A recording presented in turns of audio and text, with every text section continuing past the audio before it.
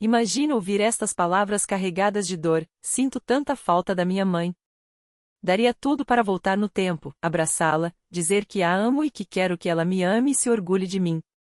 Chocante, não? Ainda mais quando descobrimos que quem as pronunciou é um dos irmãos que, junto com o outro, assassinou brutalmente os próprios pais. Parece contraditório? Ou será que, no fundo, essa confissão reveladora faz todo o sentido? Hoje mergulhamos na história dos irmãos Menendez, Lily e Eric, um caso que abalou os Estados Unidos nos anos 1990, em plena Los Angeles sacudida por saques, guerras de gangues e um clima de caos social. Mas nada disso se comparou ao espetáculo macabro que se tornou o julgamento deles: mansões luxuosas, Porsches reluzentes, relógios Rolex, acusações de abuso doméstico, explosões de emoção em tribunal e uma violência tão brutal que parecia saída de um filme de Tarantino, só que real, crua e perturbadora.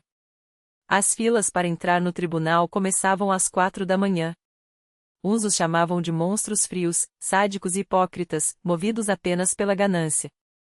Outros, porém, os defendiam com unhas e dentes, pedindo clemência ou até a liberdade deles. E, com o passar dos anos, o número de simpatizantes só cresceu. 30 anos depois, o caso ainda divide opiniões, inspira livros e séries, e segue gerando debates acalorados. Afinal, quem eram realmente Lily e Eric Menendez? Vítimas de um sistema familiar doente ou criminosos calculistas, sem remorso? Você vai descobrir como terapeutas traíram a confiança de seus próprios pacientes, qual a ligação desse caso com Michael Jackson, o filme Rambo e até a televisão a cabo, e por que, muito em breve, eles podem sair da prisão. Esta é a história que desvendamos hoje, um misto de crime, psicologia e cultura pop, onde a linha entre o bem e o mal se embaralha. E se você gosta de mergulhar em casos que marcaram a história, não deixe de acompanhar nosso convite especial no final. Agora, voltemos à noite de 20 de agosto de 1989, em Beverly Hills. Um casal é executado dentro da própria mansão, com uma frieza que chocou até os policiais mais experientes. José e Kitty Menendez, ele um poderoso executivo do mundo do entretenimento, ela sua esposa, foram mortos a tiros de espingarda com uma selvageria incomum. José levou pelo menos 4 disparos e Kitty, 9. Os corpos ficaram irreconhecíveis, reduzidos a uma cena de horror que um investigador, veterano em homicídios, confessou nunca ter visto igual: sangue por todo lado, carne dilacerada, como se alguém tivesse querido apagar qualquer vestígio de humanidade daqueles corpos. E havia algo ainda mais sinistro: marcas de tiros nas pernas das vítimas. Seria tortura antes da morte? A imprensa logo especulou sobre o envolvimento da máfia, uma teoria que, na época, até fazia sentido. Para entender por que esse crime pareceu tão fora da realidade, precisamos conhecer José Menendez, o patriarca assassinado. Assim como o personagem de Scarface, ele chegou aos Estados Unidos vindo de Cuba, começou lavando pratos e, com determinação, construiu um império. Mas as semelhanças com Tony Montana terminam aí. José não era um pobre imigrante qualquer, vinha de uma família abastada, filho de um atleta e empresário de sucesso em Havana. Se não fosse a Revolução Cubana, talvez nunca tivesse deixado a ilha. Quando Fidel Castro assumiu o poder, seus pais o mandaram para os Estados Unidos, longe do turbilhão político. Nos 20 anos seguintes, mais de 500 mil de cubanos fizeram o mesmo, a maior onda migratória da história do país. Mas, ao contrário do que muitos imaginam, os primeiros a fugir não eram os mais pobres, e sim a elite e a classe média, em um êxodo conhecido como Exílio Dourado. Os Estados Unidos, aliás, facilitavam essa migração. Na década de 1960, uma lei permitia que cubanos obtivessem residência permanente com rapidez. José, no entanto, não teve vida fácil no início. Morou no sótão de um parente, lavou louça e trabalhou em um restaurante badalado de Manhattan, frequentado por presidentes e estrelas de Hollywood, onde vinho de celebridades como Elizabeth Taylor e Sophia Loren era servido. Talvez tenha sido ali, entre taças de cristal e conversas de poder, que sua ambição despertou. Formou-se em economia, arrumou um emprego em uma respeitada firma de contabilidade, pouco depois, chamou a atenção da RCA, gigante das comunicações que havia criado a NBC, a primeira grande rede de televisão americana. Curiosamente, a RCA foi moldada por outro imigrante visionário, David Sarnoff, um jovem operador de rádio que, em 1912, ajudou a coordenar os socorros ao Titanic e, décadas depois, transmitiu ao vivo o famoso debate Khrushchev-Nixon em Moscou. Alguns o consideram o verdadeiro pai da televisão americana. Por que esse detalhe importa? Você vai entender daqui a pouco. Enquanto isso, vale lembrar que, às vezes, os eventos mais improváveis coincidem com fenômenos naturais, como um eclipse, uma chuva de meteoros ou a passagem de um cometa. Não que haja uma conexão direta, mas é fascinante observar como o cosmos parece, às vezes, espelhar o caos humano. Falando nisso, todo mês de agosto temos o privilégio de assistir à chuva de meteoros Perseidas, um espetáculo em que até 100 estrelas cadentes riscam o céu em uma só hora. E se você quiser vivenciar isso de perto, há lugares incríveis na Rússia, alguns bem próximos a Moscou, onde a visão é privilegiada. Uma dica: prepare-se para esse show celestial. Afinal, assim como os meteoros, algumas histórias cruzam nosso caminho e nos deixam sem palavras. E a dos irmãos Menendez é exatamente uma delas. E se eu te dissesse que você pode transformar essa noite de estrelas cadentes em uma experiência inesquecível, com dicas exclusivas, um mapa dos melhores pontos de observação, um calendário astronômico detalhado e até um filtro lugares sob as estrelas para reservar, com um clique, hotéis próximos aos cenários mais deslumbrantes desse espetáculo cósmico? E, como bônus, um presente meu para você, 20% de desconto com o código AMINAEVESTRELA em qualquer reserva dessa lista selecionada. Então, amigos, não deixe essa chance escapar, o link está na descrição. O Otelo te convida a viver o verão e a sonhar debaixo das estrelas. Mas enquanto alguns olham para o céu em busca de magia, outros encontram lá embaixo histórias que mais parecem roteiros de cinema, só que sem happy ending. E a dos irmãos Menendez é uma delas. Na RCA, José Menendez começou modestamente, à frente de uma subsidiária de locação de carros, até ser promovido ao coração do negócio, a divisão de gravações. Em 1980, seu salário já beirava os $500.000 por ano, o equivalente a 200 milhões de rublos hoje. Mas o sucesso profissional não o afastou da vida pessoal. Em 1963, casou-se com uma rainha de beleza de Illinois, Mary Louise Enquete, uma morena encantadora que conquistava todos à sua volta. 5 anos depois, nasceu Lily, 2 anos mais tarde, Eric. Na época, José já havia comprado sua primeira mansão, perto de Princeton, em Nova Jersey. Porém, quando os ventos do negócio mudaram, a família se mudou para a Califórnia, mais próxima de Hollywood, onde os problemas, digamos, eram de primeiro mundo. Lá, Menendez assumiu um cargo na Carolco Pictures, estúdio por trás de clássicos que marcaram uma geração: Rambo, O Exterminador do Futuro 2, Soldado Universal. Quem cresceu nos anos 80 e 90 certamente reconhece aquele logo que abria os filmes em VHS. E não para por aí, a Carolco também lançou Instinto Selvagem e Era América. Com o novo posto, o salário de José quadruplicou. A família então se instalou em uma mansão em Beverly Hills, a mesma que, em outros tempos, abrigara Elton John, Michael Jackson e príncipes sauditas. Mas Menendez não alugou, comprou.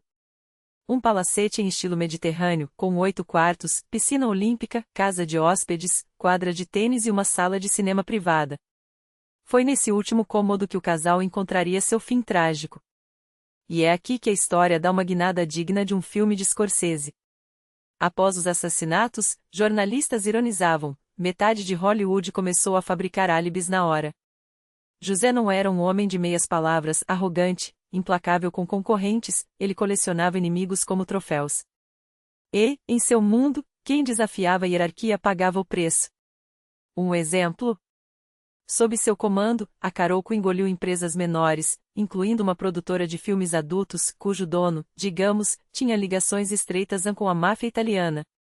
Não é segredo que a Cosa Nostra controlava a distribuição de pornografia nos anos 80. Após a aquisição, surgiu uma disputa por dinheiro. O ex-dono se sentiu lesado ou, em suas palavras, roubado. Somado ao jeito provocador de José, não seria surpresa se o empresário do entretenimento adulto tivesse recorrido aos seus sócios de confiança para dar um recado. Um recado com balas. No início, até os parentes dos Menendez acreditavam que o crime tinha raiz nos negócios. E os filhos, Lily, 21 anos, e Eric, 19 anos, ecoavam a mesma versão: meu pai cruzou com a pessoa errada. Foram eles quem ligou para a polícia naquela noite, alegando que chegaram em casa por volta da meia-noite e encontraram os corpos dos pais. Nos dias seguintes, se hospedaram em hotéis. Lily chegou a afirmar que estava sendo seguido, a ponto de contratar seguranças particulares. A polícia investigou as conexões de José até Sylvester Stallone foi interrogado, já que fazia parte do conselho da Carolco. Também ouviram figuras ligadas à máfia. Mas, com o tempo, ficou claro que os verdadeiros vilões dessa história não usavam ternos italianos nem falavam com sotaque de Sicília. Mais de 10 tiros de espingarda. À noite. Em Beverly Hills. Como ninguém ouviu nada? Ora, os vizinhos acharam que fossem fogos de artifício. Afinal, em 1989, apenas 2 pessoas foram assassinadas naqueles quarteirões de luxo, justamente José e Kitty.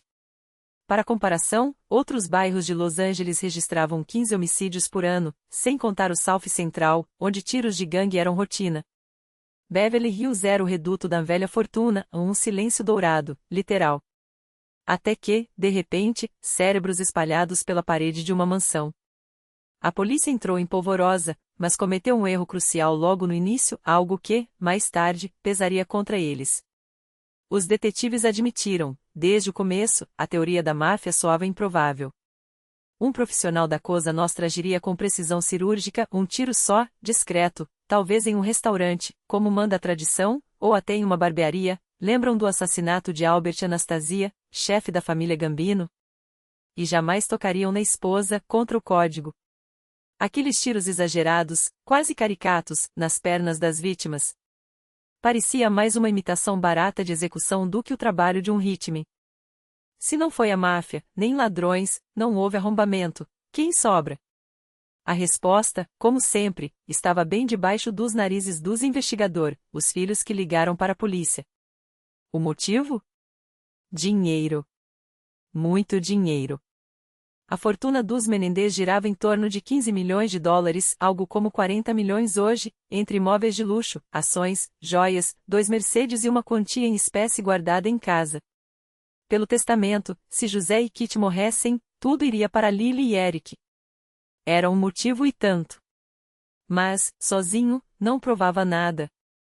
Nas primeiras declarações, os irmãos juravam que, na noite do crime, tinham ido ao cinema e depois a uma feira em Santa Mônica.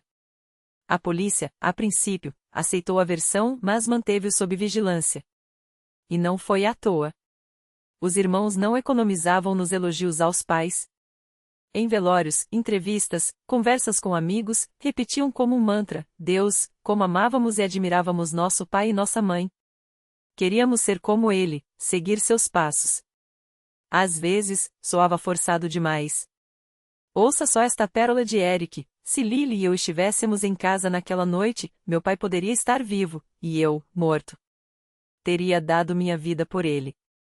E não para por aí, chegavam a comparar José a Nelson Mandela, o Mandela cubano, segundo eles, dizendo que ele sonhava em entrar para a política, tornar-se senador e, quem sabe, presidente. Tanta devoção soava suspeita.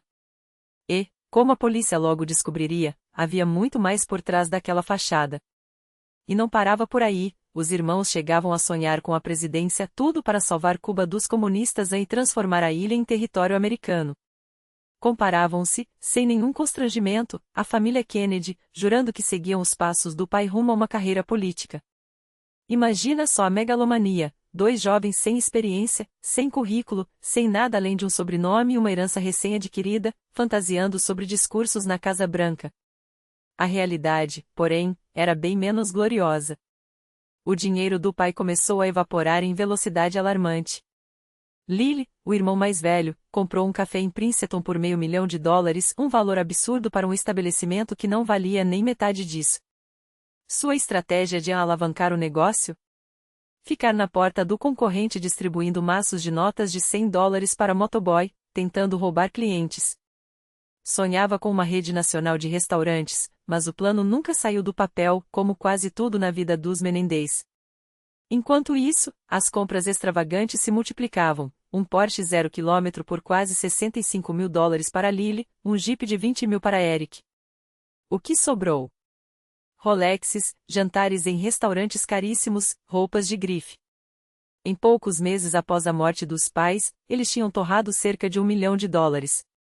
Para os padrões de Beverly Hills, até que não era um recorde, mas para dois jovens que supostamente choravam a perda dos pais, era no mínimo estranho. Não havia lágrimas em público, nem velórios prolongados, nem aquele ar de luto que se espera de quem acaba de enterrar a família. Em vez disso, exibições de riqueza e um cinismo que chegava a dar calafrios. Ah, mas cada um lida com a dor de um jeito, poderiam argumentar. Talvez. Ou talvez a ausência de pesar fosse apenas a ponta de um iceberg muito mais sombrio. O dinheiro, aliás, tinha origem suspeita. A maior parte vinha das contas do pai e de um seguro de vida de $650 mil, pago imediatamente após os assassinatos. Mas havia algo ainda mais tentador, uma apólice corporativa no valor de 15 milhões, sim, você leu certo, que, no entanto, foi direto para a empresa onde José trabalhava. Foi o suficiente para que parentes começassem a desconfiar, e se o alvo não fossem os filhos, mas os sócios do falecido? Afinal, 15 milhões são um motivo e tanto para um crime. E as suspeitas não paravam por aí. Amigos da família revelaram que José Menendez andava insatisfeito com os filhos. Reclamava que eles desperdiçavam dinheiro, iam mal na escola e se envolviam com moças inadequadas. Pior, ele estava prestes a mudar o testamento. Os irmãos, é claro, descobriram. Os arquivos do Novo Testamento podem ter estado no computador de casa e adivinhe só? Logo após os assassinatos, Lily contratou um especialista em TI para acessar aqueles documentos. Só que, coincidentemente, eles estavam vazios. A ordem seguinte? Apagar tudo. Demasiado conveniente, não? Até aí, as evidências eram circunstanciais. Mas então Eric, o irmão mais novo, resolveu ajudar a polícia, sem querer. Em um momento de confiança, contou a um amigo íntimo que havia matado os pais, descrevendo cada detalhe do crime. O amigo, mesmo sem saber se levava a sério, decidiu denunciar. Afinal, quem confessa um parricídio em uma conversa casual? Para piorar, um ano antes, Eric e Lily tinham escrito um roteiro de cinema sobre o assassinato perfeito. Adivinhe o enredo? Um filho que mata os pais para herdar a fortuna. A ironia cruel. A mãe de Kitty Menendez, a avó das vítimas, havia digitado aquele texto. Ela jamais imaginaria que, em breve, estaria no elenco de uma versão real e trágica da própria ficção. A polícia não perdeu tempo. Armou o amigo com um gravador e pediu que arrancasse outra confissão espontânea de Eric. Tática clássica, como no caso Monica Lewinsky, quando o FBI usou a mesma artimanha. Só que desta vez o plano falhou, Eric desconfiou e não caiu na armadilha. Mas a sorte dos investigadores estava prestes a mudar. Em março de 1990, uma mulher chamada Judalon Smith apareceu na delegacia. Era namorada do psicoterapeuta Jerome Oziel, que atendia Eric. Segundo ela, primeiro o irmão mais novo, depois Lily, haviam confessado ao terapeuta que atiraram nos pais. Mas, Lily teria ameaçado Oziel de morte caso ele abrisse a boca.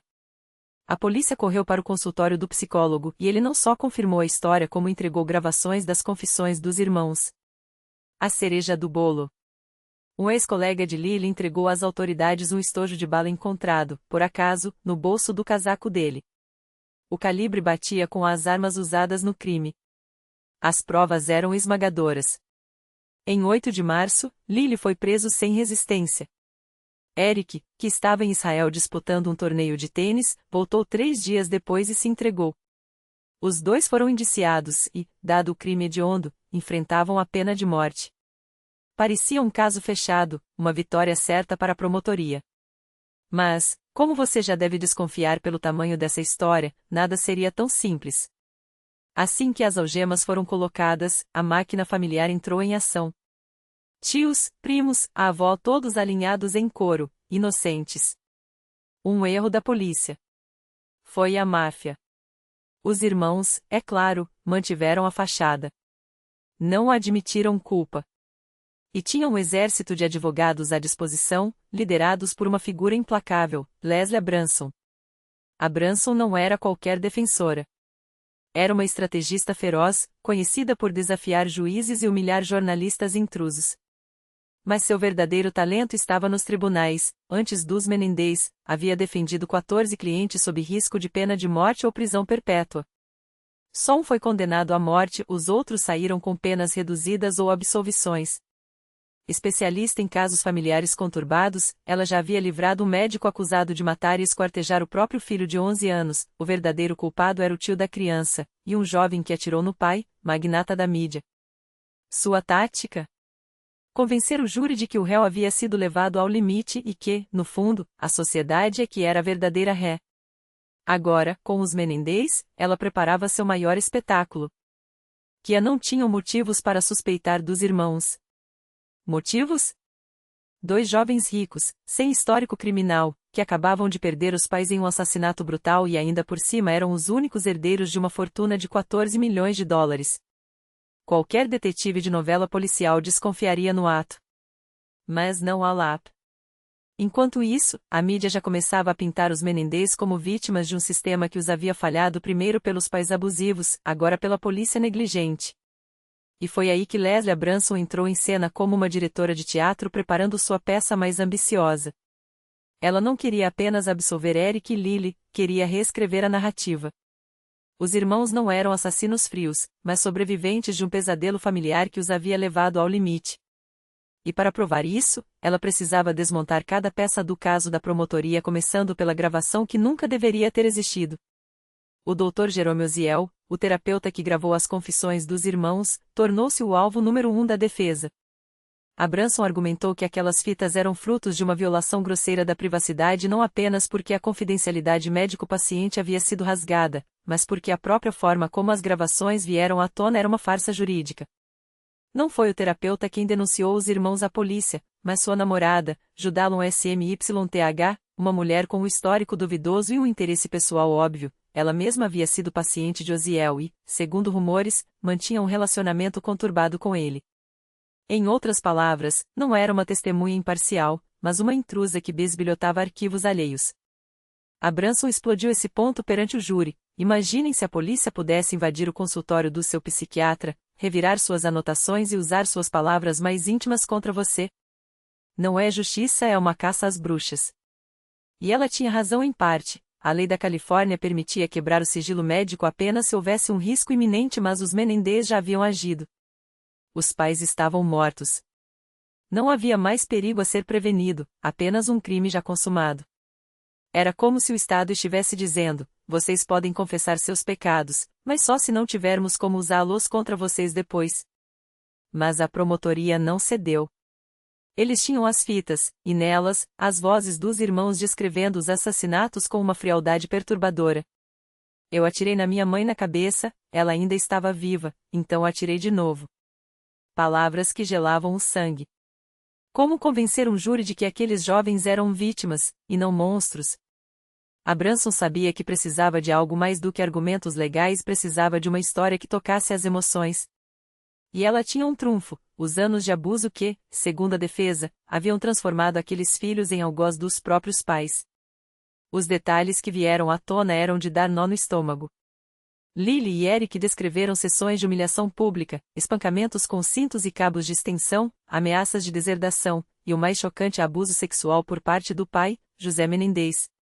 A Branson trouxe psicólogos para explicar como aquele ambiente tóxico havia destruído a capacidade dos irmãos de distinguir entre certo e errado. Eles não mataram por dinheiro, ela repetia. Eles mataram por sobrevivência. Era uma estratégia arriscada. Se o júri acreditasse, os irmãos sairiam como heróis trágicos. Se não, seriam vistos como manipuladores que usavam o trauma alheio como desculpa. Enquanto isso, do lado de fora do tribunal, a América se dividia. Para alguns, os Menendez eram símbolos da decadência dos ricos filhos mimados que mataram por herança. Para outros, eram prova de que até as famílias mais abastadas escondiam horrores inconfessáveis. E então veio o testemunho que abalou até os mais céticos, o de Eric Menendez, que, ao subir ao banco das testemunhas, olhou nos olhos do júri e disse, com a voz trêmula: eu amava meus pais. Mas eu os odiava mais. A sala ficou em silêncio. Até os promotores, por um instante, pareceram hesitar.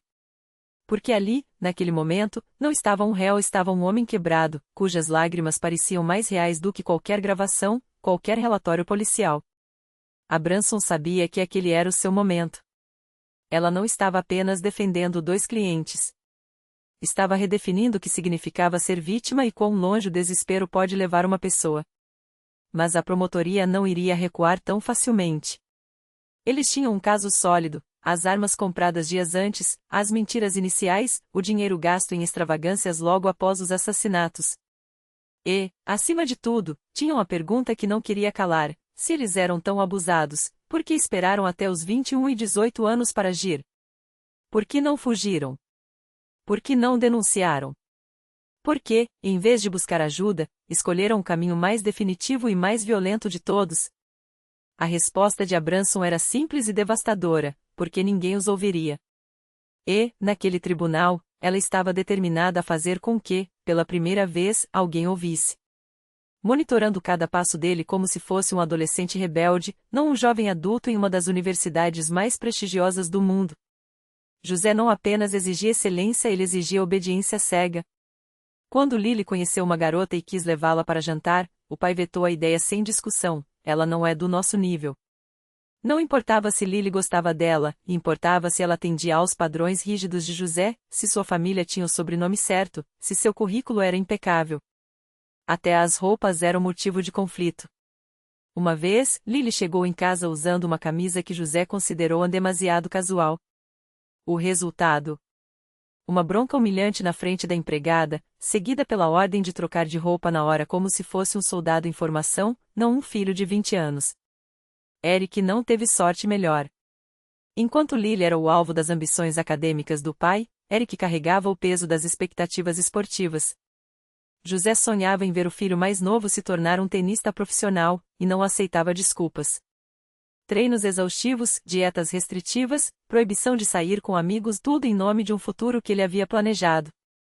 Quando Eric, aos 16 anos, finalmente desabafou que não queria mais jogar, que odiava a pressão, a resposta de José foi um soco na mesa e um aviso gelado: você vai fazer o que eu mando, ou não vai fazer nada. E sem o meu dinheiro, você não sobrevive. Não era uma ameaça vazia. José controlava cada centavo dos filhos, mesmo quando eles já tinham idade para trabalhar. Cartões de crédito bloqueados se desobedecessem. Mesada cortada por mau comportamento. A mensagem era clara: vocês não são donos de suas vidas. Eu sou. E então havia Kitty. Se José era o carrasco implacável, ela era cúmplice silenciosa ou, pior, a voz que ecoava suas crueldades com um sorriso no rosto. Os meninos a descreviam como uma mulher frágil, mas não por acaso, sua fragilidade era uma arma. Ela chorava quando José os humilhava, mas nunca os defendia. Pior, às vezes, ela se juntava a ele. Em depoimentos, Eric contou que, após uma briga particularmente violenta com o pai, foi Kitty quem o trancou no quarto por horas, quem o obrigou a pedir desculpas de joelhos. Ela fazia isso para provar lealdade a ele, disse Eric, com uma amargura que ainda transparecia anos depois. Minha mãe preferia nos ver quebrados a desafiar meu pai. Os irmãos alegavam que a violência não era apenas psicológica. Havia tapas, empurrões, objetos arremessados contra a parede a centímetros de suas cabeças. Uma vez, José teria jogado Lily contra a parede tão forte que ele precisou de pontos no lábio. Outra, Eric foi arrastado pelos cabelos até o carro depois de falhar em um torneio. Mas o pior não eram as marcas físicas, era o medo constante. Nós vivíamos como reféns, Lily declarou no tribunal, olhando nos olhos do júri. Reféns de um homem que nos dizia todos os dias que éramos inúteis, que nunca seríamos nada sem ele. E reféns de uma mãe que nos abandonou emocionalmente há anos. A defesa construía, peça por peça, o retrato de uma família que era uma prisão disfarçada de mansão. Os Menendez não eram vítimas de um único momento de fúria, eram sobreviventes de uma guerra doméstica que durava décadas. E, naquela sala de tribunal, pela primeira vez, eles tinham a chance de virar o jogo. Não como assassinos, mas como testemunhas de sua própria dor. A pergunta que pairava no ar era inevitável: até onde um filho pode ser levado antes de quebrar? E, mais assustador ainda, o que você faria se não houvesse saída? E aqui está o cerne da tragédia: não se tratava apenas de um pai autoritário ou de uma mãe emocionalmente instável. Era um sistema de terror doméstico, meticulosamente construído para aniquilar qualquer vestígio de autonomia, de dignidade, de esperança. Pressão, controle e desvalorização? Isso até soaria banal se comparado ao que os irmãos Menendez viveram. Afinal, quantas celebridades não transformaram suas infâncias disfuncionais em letras de música ou memórias de luxo? Taylor Swift pode ter chamado sua casa de 350 metros quadrados de ala psiquiátrica, e Victoria Beckham pode ter sido levada à escola de Rolls-Royce por um pai que sonhava com ascensão social. Mas nenhuma delas jamais seguiu os passos de Lily e Eric até aquele quarto escuro, com uma espingarda nas mãos e o peso de décadas de humilhação nas costas. Porque o que acontecia dentro da mansão dos Menendez não era preparação para o sucesso, era um manual de como destruir uma alma. José não se limitava às surras com cinto, ele usava as próprias mãos para esmagar a autoestima dos filhos, socos que deixavam marcas muito além da pele. Testemunhas descreveram cenas em que o pai agarrava os meninos pelos cabelos e os afogava na piscina, como se brincasse de Deus com vidas que, para ele, não valiam mais que peões em seu jogo de poder. E Kitty? Ela não era uma espectadora passiva, era a arquiteta da tortura psicológica. Compilava listas de crimes infantis como um carrasco medindo a culpa de seus prisioneiros, enquanto os filhos aprendiam que amor era sinônimo de dor. Imagine um garoto de 14 anos sendo obrigado a sentar à mesa do café da manhã com seus lençóis encharcados de urina expostos como troféu de sua fraqueza. Ou pior, imagine esse mesmo garoto, anos depois, comendo o jantar com o rosto coberto pelo sangue da própria mãe, não de um ferimento acidental, mas de um castigo sádico, onde a culpa por sua existência era pintada em vermelho sobre sua pele. E o coelho? Ah, o coelho! Um presente inocente, um gesto de afeto em um lar onde afeto era moeda rara. José não hesitou, esmagou o animal até a morte diante dos olhos dos filhos, ensinando-lhes que até a compaixão tinha um preço e que ele, o pai, era o único credor. Mas o verdadeiro horror não estava nas paredes dessa prisão dourada, estava nos quartos, nas noites silenciosas, nas portas que nunca deveriam ter sido abertas. Lily, entre 6 e 8 anos. Eric, por 12 anos intermináveis. O pai não se contentava com a violência física, ele roubava algo muito mais profundo, a capacidade de acreditar que o corpo poderia ser um lugar seguro. Os irmãos descreveram cenas que faziam até os jurados desviar o olhar, detalhes que transcendiam a crueldade e adentravam o território do irreparável. Objetos do cotidiano transformados em instrumentos de tortura. Um menino de 6 anos reproduzindo o abuso no irmão mais novo, porque era tudo que ele conhecia de amor. E a mãe? Kitty, que os acusava de terem arruinado sua vida, que os chamava de erros, que os afogava em álcool e ódio, também os arrastava para sua cama quando o marido não estava, confundindo ainda mais os limites entre carinho e violência. Poderia ser invenção? 2 assassinos tecendo uma narrativa conveniente para justificar o injustificável? A defesa sabia que a dúvida pairaria sobre a sala. Mas então vieram as testemunhas, a prima que ouviu Lily, aos 8 anos, sussurrar que não queria dormir em seu quarto porque o papai e eu nos tocamos lá. A tia que viu Kitty ignorar o desespero do filho, como se a verdade fosse um incômodo a ser varrido para debaixo do tapete. Andy Cano, o primo que, aos 13 anos, Eric lhe perguntou, com uma inocência devastadora, seu pai também faz isso com você? Como se o abuso fosse um rito de passagem, algo tão natural quanto respirar. E as fotos. Aqueles cliques obscenos, supostamente tirados por José, que transformavam a câmera em mais uma arma contra seus filhos. Mas eis a pergunta que ecoava entre os jurados: por que agora? Eric tinha 18 anos. Lily, 21. Não eram mais crianças trancafiadas em um porão. Tinham pernas para correr, vozes para gritar, leis que, em tese, os protegeriam. Por que não fugiram para Princeton, para a casa de um parente, para qualquer lugar que não fosse aquele salão de bilhar onde os corpos de seus pais jaziam? A resposta deles foi tão reveladora quanto aterradora: eu cresci acreditando que não havia saída, disse Eric, com uma voz que tremia não de medo, mas de uma convicção enraizada. Meu pai era rico, poderoso, influente. Ele comprava pessoas, polícia, juízes, quem fosse necessário. Não importava aonde fossemos, ele nos encontraria. E quando nos encontrasse, a frase ficou no ar, porque algumas ameaças não precisam ser ditas para serem compreendidas. Lily complementou, com uma calma que gelava o sangue: nós éramos propriedade dele. Não como filhos. Como investimentos. E investimentos não têm direito a fugir. Era a lógica perversa de um homem que via a família como uma extensão de seu império e o abuso como um privilégio de seu poder. Mas a defesa tinha um problema. Como vender legítima defesa para um crime que não foi um ato de desespero instantâneo, mas uma execução planejada? José e Kitty estavam sentados no sofá, assistindo a um filme, quando as balas os atingiram. Não havia facas em suas mãos, nem ameaças iminentes. Só um prato de morangos, uma fita de Michael Jackson e o som da TV abafado pelos tiros. Então, o que os irmãos Menendez estavam realmente defendendo naquela noite? Não seus corpos, mas suas mentes. Não suas vidas, mas o que restava de suas almas. Porque, no final das contas, a pergunta não era por que eles mataram, mas como eles sobreviveram tanto tempo sem fazê-lo. E a resposta estava ali, naquela sala de tribunal, no tremor das mãos de dois jovens que, pela primeira vez, olhavam nos olhos de um mundo que os havia ignorado por décadas. Não eram monstros. Eram espelhos refletindo o que acontece quando a sociedade fecha os olhos para o horror que se esconde atrás de portas de mogno e contas bancárias milionárias. Eles não eram assassinos frios, calculistas. Eram dois homens quebrados, cujas mentes haviam sido moldadas por anos de terror sistemático, onde a linha entre sobrevivência e loucura se apagou há muito tempo.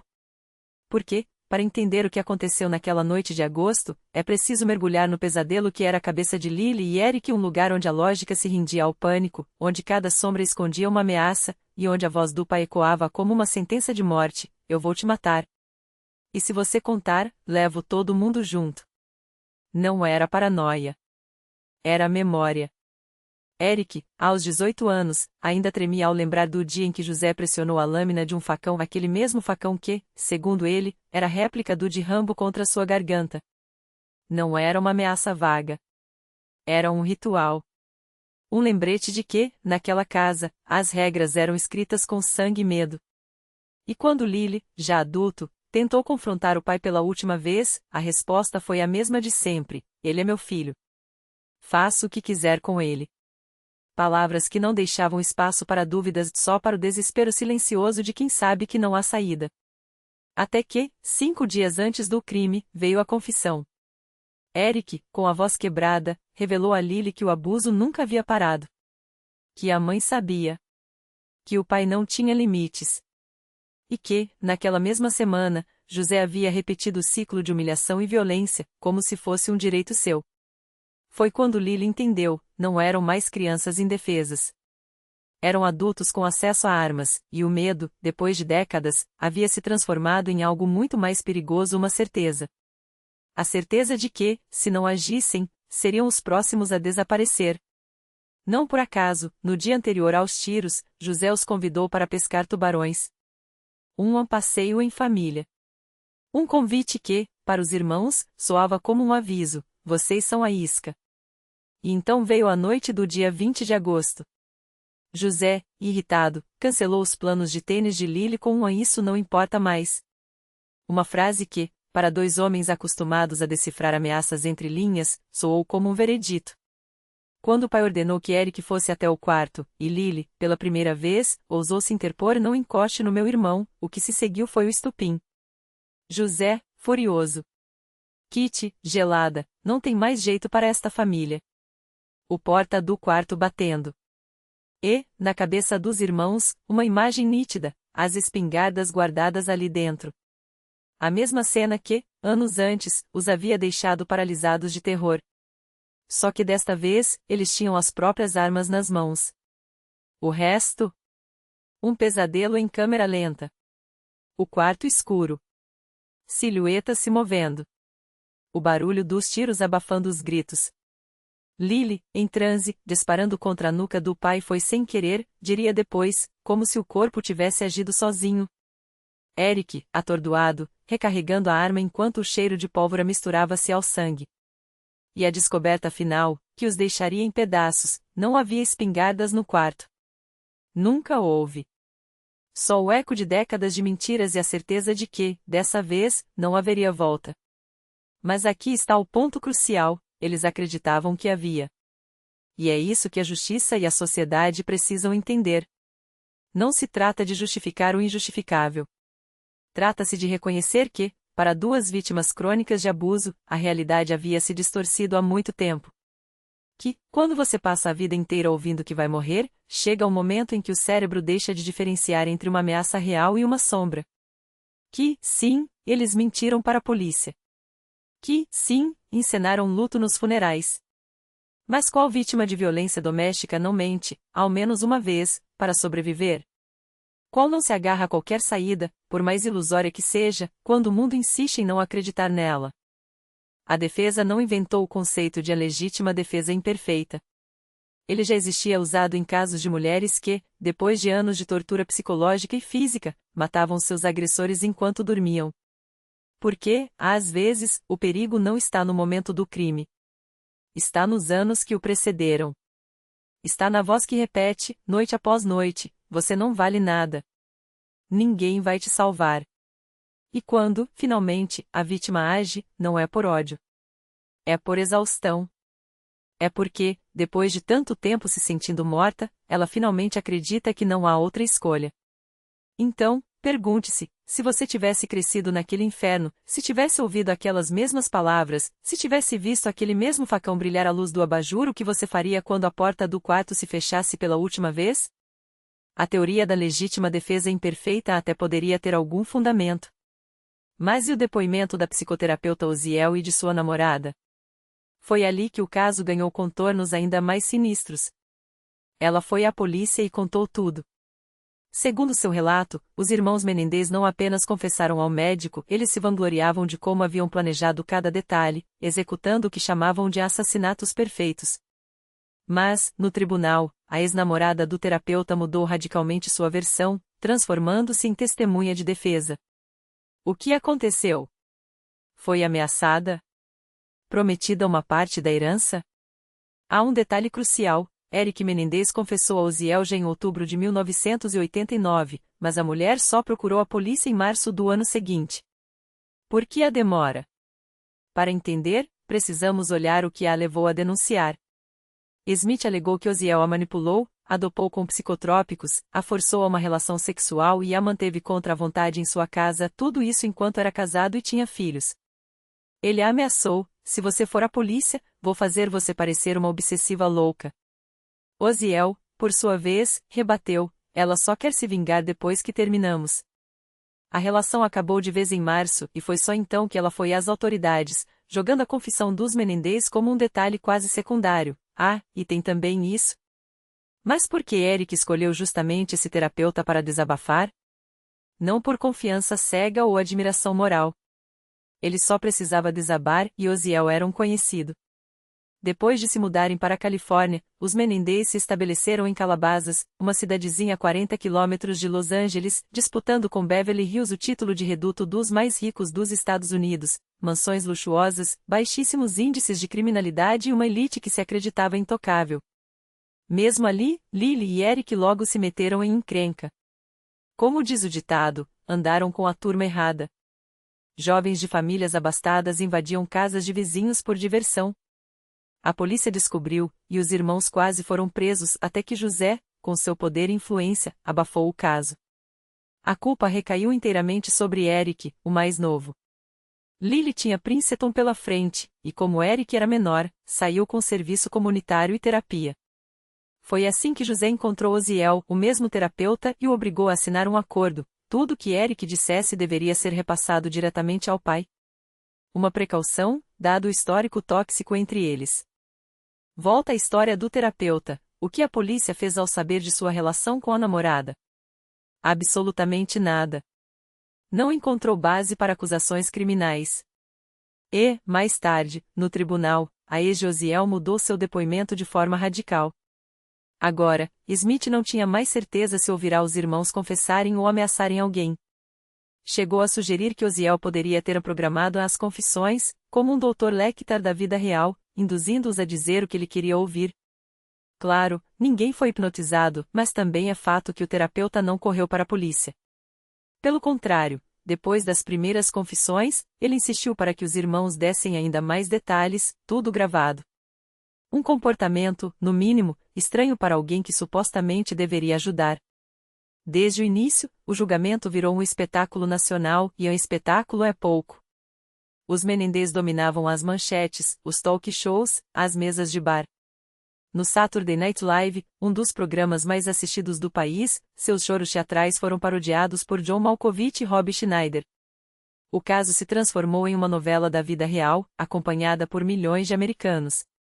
Os promotores recebiam cerca de 50 ligações por dia de pessoas oferecendo dicas para garantir a condenação. É como no caso de Jack, o Estripador, na Londres vitoriana, a Scotland Yard era bombardeada com cartas de cidadãos sugerindo teorias sobre o assassino. A história não se repete, mas rimas, sim.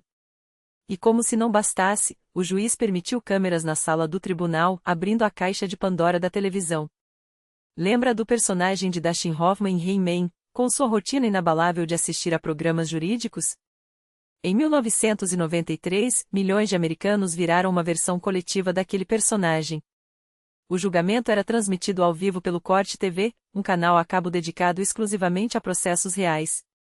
A emissora havia sido lançada em 1991, mas só decou com os Menendez. E não parava por aí. Toda sexta-feira, o canal exibia um resumo semanal dos acontecimentos, com 2 jornalistas que acompanhavam o caso desde os assassinatos. Um acreditava na versão de abuso e se compadecia dos irmãos, o outro desconfiava da história e apoiava a acusação.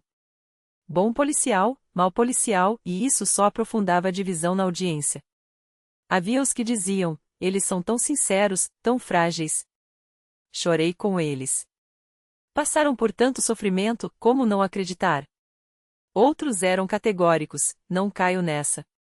2 mimados sádicos que mataram os pais por dinheiro e agora choram de suéter caro no tribunal. Alguns se apegavam a detalhes práticos: compraram 3 Rolex? Um para cada, claro, mas para quem era o terceiro? Mas a demanda mais frequente que o Corte TV recebia era uma só: mostrem mais dos Menendez. Queremos ver o julgamento o dia todo. Nesse teatro judicial, o júri tinha um papel de destaque. Como espectadores de uma série interativa, cabia a eles decidir o desfecho dessa trama dos anos 90. 2 assassinos, 2 vítimas e por isso o caso Menendez teve 2 júris separados. Cada um deveria julgar 2 mortes, a de José e a de Kitty. A acusação construiu seu argumento assim: os irmãos assassinaram os pais de forma brutal e fria, movidos pela herança. José planejava mudar o testamento para cortar os filhos, que o haviam decepcionado. Eles planejaram tudo, tentaram apagar as provas e, depois, mentiram para a polícia, para a família, para a imprensa. Havia ainda os depoimentos da empregada doméstica e do limpador da piscina, nenhum deles notou nada de criminoso. Pelo contrário, segundo eles, os irmãos frequentemente falavam com os pais de maneira grosseira, desrespeitosa. E afinal, vamos justificar um linchamento em pleno 1993, na Califórnia? Chamar isso de legítima defesa? Nem imperfeita é. O que? Do que eles tinham tanto medo? De uma porta de quarto fechada? De uma fita do Michael Jackson? O que temos aqui são sádicos calculistas, gananciosos, disparou a acusação, com voz cortante. E hipócritas, por cima. A pena de morte é exatamente o que merecem. Agora, a defesa entra em cena com uma narrativa completamente diferente: os irmãos foram estuprados e humilhados por anos, especialmente Eric. Até que, um dia, a corda arrebentou. Suas mentes, deformadas pelo trauma, os convenceram de que estavam em perigo mortal. Naquele estado, até uma porta fechada, onde os pais poderiam estar tramando mais castigos, era um gatilho suficiente. Dinheiro? Nem passava pela cabeça deles naquele momento. Estavam convencidos de que haviam sido cortados do testamento, o próprio José lhes dissera isso, e o testamenteiro confirmou em tribunal. Sim, eles se prepararam. Mas se prepararam para se defender. E o comportamento deles depois? Trauma. Choque. Medo. Um assassino frio e calculista confessaria a um semi-desconhecido, médico de ocasião, apenas 2 meses após o crime? Por que não falavam da violência antes? Porque admitir o assassinato era menos doloroso do que revelar o abuso, a vergonha era tão profunda que preferiam a forca expor os detalhes sórdidos da própria família. Lily chegou a dizer que preferia a injeção letal a manchar o nome dos Menendez, que ver a mídia devorar cada fragmento de sua dor. Por isso tentou convencer a namorada da terapeuta a mentir no tribunal, antes a mentira do que a verdade nua e crua, que haviam sido violados pela pessoa que deveria protegê-los. Ninguém aqui pede absolvição. Eles mataram os pais, isso é fato. Mas há circunstâncias atenuantes, e uma pena limitada seria justa. Então, o que resta? A palavra da acusação contra a da defesa, cada lado com sua própria verdade. Só que esqueceram do principal, as gravações das confissões. Parte delas foi admitida no tribunal, supostamente para trazer clareza. E, no entanto, mais uma decepção. Sim, em uma das fitas, Lily admite que matou a mãe também por impiedade, ela já sofria demais. Nada sobre medo dos pais ou abuso sexual, mas também nenhuma palavra sobre herança ou dinheiro. Eis um trecho revelador da confissão de Eric: meu pai era alguém que eu amava, mas quase não tive escolha no que fiz. E me odeio por isso, mas não consigo processar racionalmente na minha cabeça. E foram os próprios advogados de defesa que apresentaram essas gravações, argumentando que, mesmo nas fitas que a acusação tanto alardeou, não havia prova de que o motivo fosse dinheiro, mesmo que o crime fosse premeditado. Agora imagine o dilema dos jurados. Eles tinham 4 caminhos à frente. Primeiro, decidir se era assassinato em primeiro ou segundo grau, ou seja, se houve premeditação ou não. Se houvesse planejamento e agravantes, a pena poderia ser a morte ou prisão perpétua sem direito a condicional. Se não houvesse intenção maliciosa, restavam ainda 2 opções: homicídio voluntário, quando alguém age sob provocação extrema, incapaz de controlar as emoções ou julgar a situação com racionalidade, como quem acredita, mesmo que erroneamente, estar em perigo iminente. Isso implicaria em atenuantes. Ou então, e aqui tento pronunciar corretamente, homicídio involuntário, a morte por negligência, como um acidente de carro fatal. Nesse caso, a pena seria irrisória, de 2 a 4 anos, no máximo. E ainda havia outra questão: os irmãos conspiraram juntos para cometer o crime? Qual foi a decisão do júri? Do ponto de vista do drama, eles não poderiam ter feito melhor. Ambos os painéis ficaram divididos quase ao meio na maioria das questões: 6 votaram por assassinato em primeiro ou segundo grau e 6, por uma acusação menor, sem dolo. Um jurado no caso de Lily chegou a optar por homicídio involuntário, e isso pela morte da mãe. Consegue imaginar? O júri de Eric foi um pouco mais severo. No assassinato do pai, também houve empate, mas o crime contra Kitty os marcou mais profundamente: 8 votaram por assassinato qualificado, apenas 4 pela opção mais branda. Segundo relatos de alguns jurados, a divisão muitas vezes seguia linhas de gênero: os homens tendiam a votar pelas acusações mais graves. De qualquer forma, não havia consenso. As deliberações se arrastaram por quase um mês. Milhares de horas foram gastas, mas sem resultado. De vez em quando, o juiz os chamava para saber o que estava demorando tanto.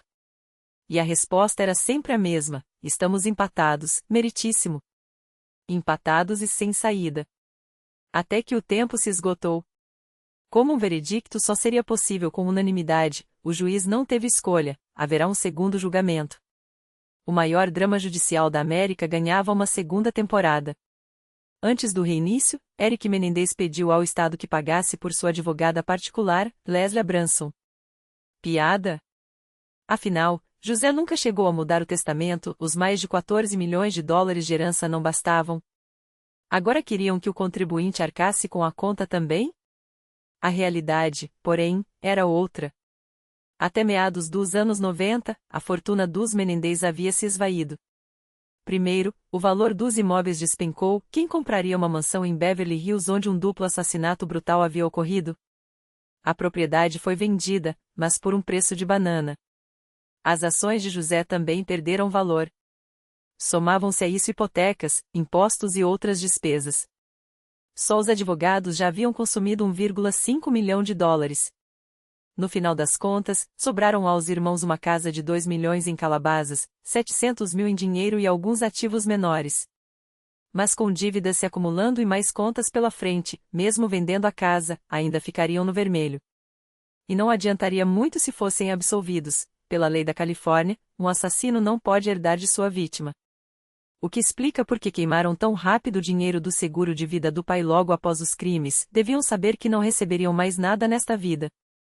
No segundo julgamento, o juiz proibiu testemunhas que haviam falado sobre abuso na família Menendez. Do lado da defesa, quase todos os especialistas que atestavam o medo dos irmãos em relação aos pais foram barrados. Os advogados protestaram, eram suas testemunhas-chave, mas o juiz não cedeu. Abuso alegado, decidiu ele, não tinha relação direta com o crime em si. Abramson fez o que pôde. Conseguiu chamar uma psicóloga que diagnosticou Eric com sintomas de TEP, transtorno de estresse pós-traumático, comparável ao de veteranos da Guerra do Vietnã. Aqueles com TEP relacionado a combate também podiam reagir com violência extrema em autodefesa, mesmo sem uma ameaça real, como o Rambo de Stallone em seus piores pesadelos. Claro, o Rambo de Stallone não enfrentava uma ameaça real naquela pequena cidade, eram apenas policiais que o provocavam. Mas os flashbacks da guerra o transformaram em uma máquina de destruição, virando o lugar de cabeça para baixo. Para Eric, não havia selva vietnamita, mas um pai com cinto na mão e, segundo ele, abusos que deixavam cicatrizes mais profundas que balas. O juiz, porém, não se deixou convencer apenas pela palavra do réu. Ordenou uma avaliação psiquiátrica independente, conduzida por um nome pesado, Park Dietz, o renomado psiquiatra forense que já havia analisado mentes como a de Jeffrey Dahmer, o canibal de Milwaukee, que devorou 17 vítimas. Se havia alguém que sabia distinguir loucura de cálculo frio, era ele. Dietz não encontrou nenhum sinal de TEP em Eric. No máximo, um distúrbio de ansiedade, algo comum em qualquer pessoa sob pressão, mas longe do trauma paralisante que justificaria um homicídio em legítima defesa distorcida. Pior, em seu veredito, o especialista foi categórico. Quem age em pânico real foge do perigo, não corre para ele. Se os irmãos estivessem apavorados, teriam saído correndo para o carro, não recarregado as espingardas com precisão cirúrgica. A defesa contra-atacou, questionando a imparcialidade de Dietz, afinal, ele era um psiquiatra de plantão da acusação, sempre chamado para testar a sanidade de réus como Dahmer. Mas mesmo ele não descartou por completo a possibilidade de abuso sexual. E quando Lily admitiu, em seu depoimento confuso, que não pretendia matar a mãe, mas mesmo assim mirou deliberadamente em suas têmporas, a estratégia defensiva desmoronou como um castelo de cartas. Foi então que Abramson mudou de tática.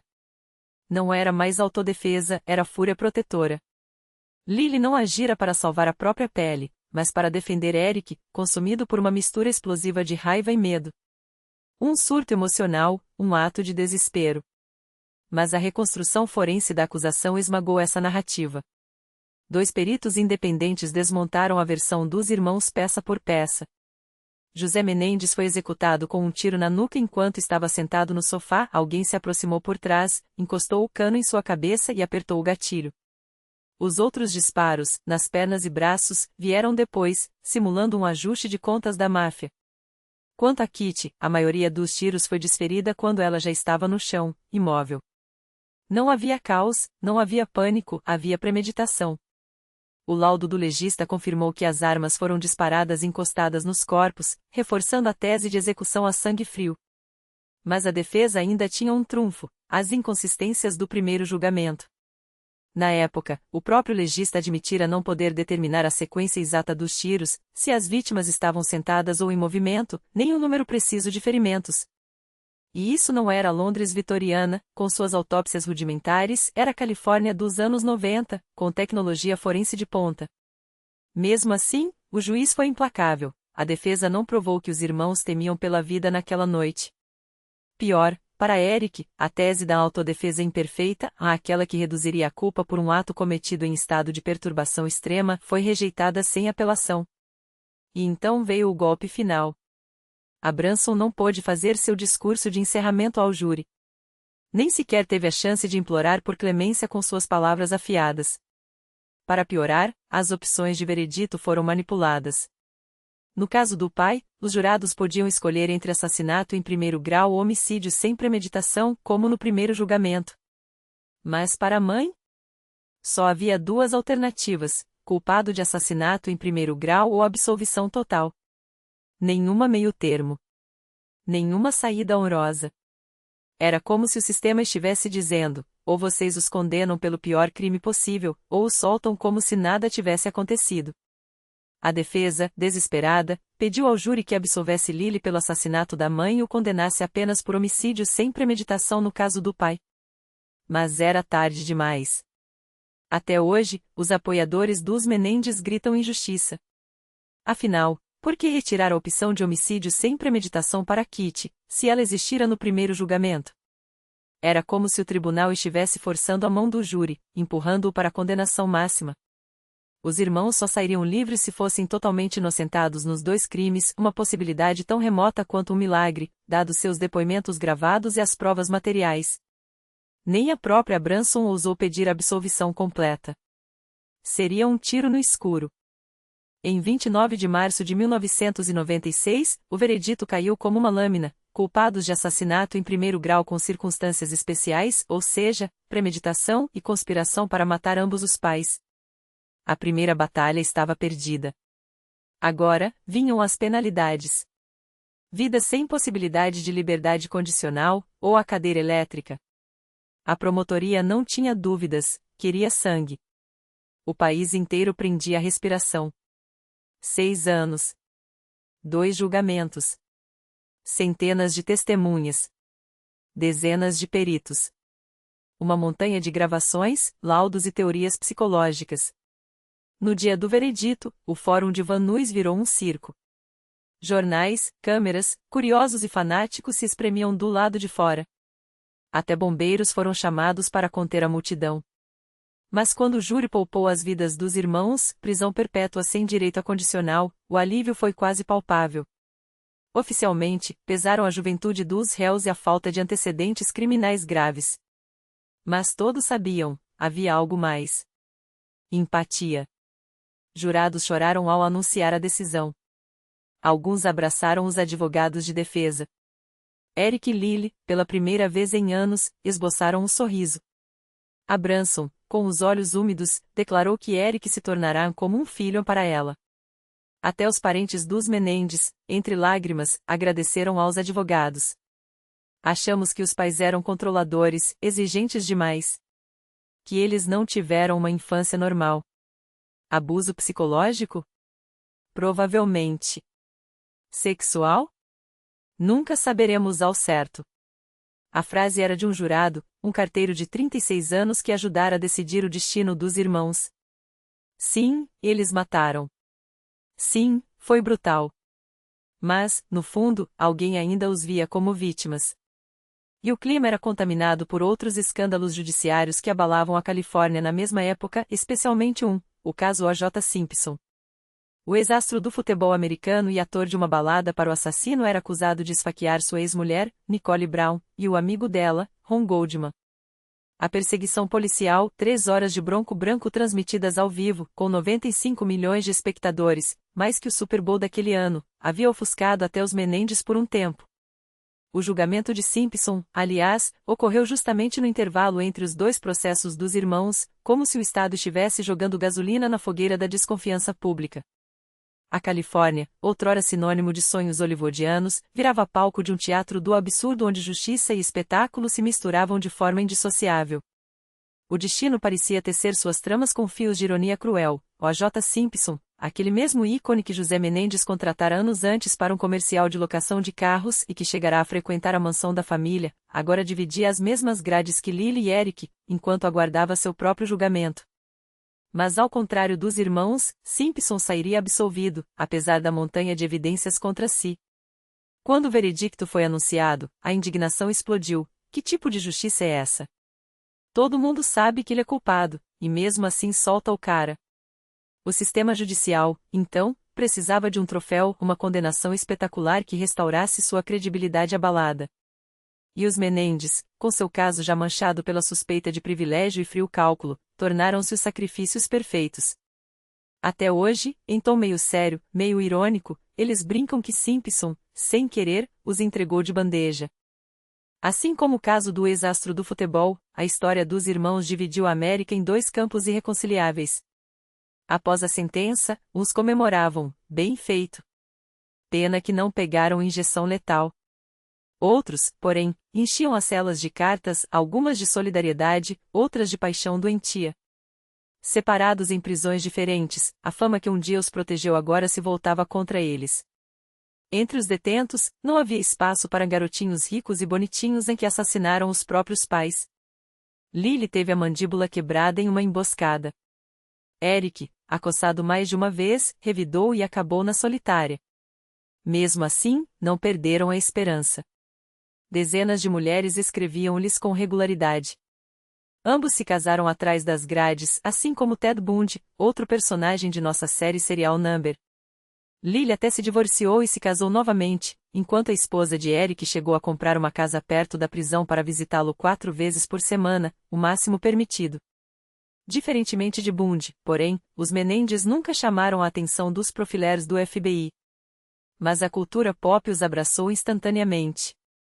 Já em 1994, antes mesmo do segundo julgamento, as primeiras dramatizações televisivas surgiram. Até Natural Born Killers fez uma referência velada a eles.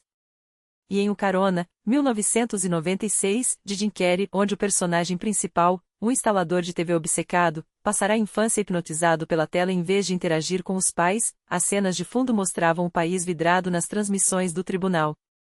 O réu daquele processo fictício, interpretado por Ben Stiller, que também dirigiu o filme, era uma paródia escancarada dos Menendez. Em 2005, Eric quebrou anos de silêncio em sua primeira grande entrevista desde a prisão. Mas o verdadeiro renascimento do caso veio uma década depois, com a ascensão do #MeToo. Enquanto a recém-relançada Corte TV, a mesma que transmitirá o julgamento dos irmãos, agora cobria o processo de Harvey Weinstein, o debate sobre abuso e impunidade reacendeu o interesse pela história de Lily e Eric. Eles perceberam, era sua segunda chance. Desta vez, foi Lily quem falou. Meu irmão e eu estávamos nos defendendo. Não estávamos pensando com clareza. Documentários começaram a pipocar. E então, após 22 anos separados, um milagre burocrático, Lily foi transferido para a mesma prisão de Eric. Pela primeira vez em mais de 2 décadas, estavam juntos. Mas o verdadeiro tsunami veio com a era do streaming e das redes sociais. Jovens que nem haviam nascido na época do crime, alguns até poderiam ser netos dos irmãos, passaram a clamar por sua libertação, compartilhando vídeos deles jovens, emocionados, quase românticos. Os defensores argumentavam: se esse julgamento fosse hoje, nem sequer se falaria em pena de morte. A Califórnia não executa ninguém há quase 20 anos. E eles não teriam pegado perpétua sem condicional. A sociedade mudou. Hoje, as pessoas entendem que meninos também podem ser vítimas. Então veio a bomba. Em 2022, um ex-integrante do Menudo, o grupo que lançou Rick Martin, revelou que José Menendez o estuprou em 1984, quando ele tinha apenas 14 anos. À época, José chefiava a divisão de gravações da empresa que gerenciava a boy band. Os advogados dos irmãos apresentaram o depoimento como nova prova, pedindo ou um novo julgamento ou a revisão da pena. Eric, hoje com 54 anos, e Lily, com 57, já haviam passado mais de 3 décadas na prisão sem direito a condicional. Uma revisão poderia, pelo menos, abrir a porta para a liberdade. A princípio, o escritório do promotor até sinalizou apoio, reconhecendo que a opinião pública evoluíra. Mas a chegada de um novo procurador distrital virou o jogo. De repente, o Estado passou a se opor ferrenhamente a qualquer revisão. A decisão deixou a família dos irmãos furiosa. Hoje, eles lideram uma coalizão de apoiadores que pressiona pela soltura. O único parente que sempre os condenou publicamente, o tio que acreditava terem matado por herança, faleceu de câncer neste ano, deixando todos os demais familiares do lado de Lily e Eric. Resta-lhes uma última carta, o pedido de indulto. Eles o encaminharam diretamente ao governador. Em fevereiro, o Estado determinou que peritos avaliassem se os irmãos representavam risco à sociedade. Paralelamente, moveram uma ação para a revisão das penas. E então, em maio deste ano, o improvável aconteceu: o tribunal reduziu suas sentenças. Pela primeira vez, Lily e Eric ganharam o direito de pedir liberdade condicional, algo que jamais lhes fora permitido. Agora, o jogo é de espera.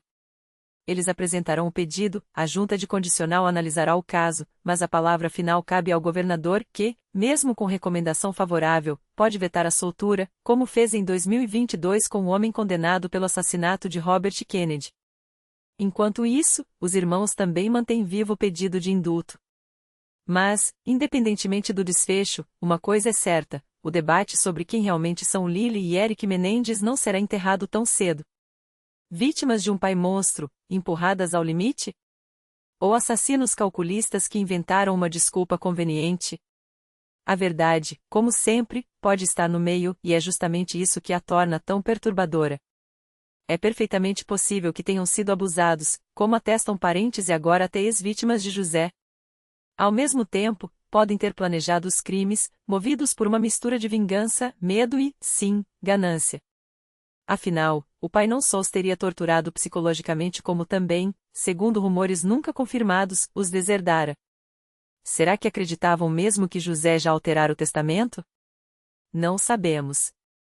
Será que, naquela noite de agosto, eles tinham em mente o seguro de vida milionário que José mantinha? Também não há respostas. Mas, com um único gesto, poderiam eliminar o tirano que os oprimia em casa e embolsar milhões de dólares. Coincidência? Ou cálculo frio? Amigos próximos relatam que Lily, o irmão mais velho, não só repetia frases do pai como imitava seus gestos, até o desprezo arrogante com que tratava garçons em restaurantes. A crueldade, afinal, também se aprende. José Menendez queria esculpir seus filhos à sua imagem, só que melhorados. E, de certo modo, conseguiu. Ele ameaçou matar o próprio filho. Eles, por sua vez, executaram o plano com uma brutalidade que até ele, o mestre da intimidação, talvez admirasse. Esta não é uma história de vítimas. É um espelho quebrado onde todos são monstros, uns por ação, outros por herança. A violência gera violência, eis a lição cruel que este episódio de Serial Number deixa ecoando. Até a próxima. Música.